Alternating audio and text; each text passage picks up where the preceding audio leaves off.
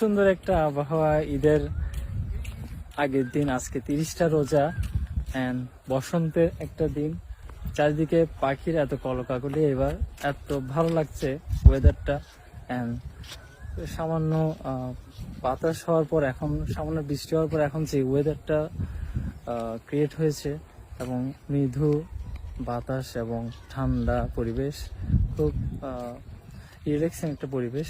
তো এটা হলো আমাদের গ্রামের এক পাশের বিল আর কি, যেটা বলে, যেটা ধান খেতে পরিপূর্ণ। এখানে আমাদের মেনলি ধান ক্ষেতটাই বেশি হয়।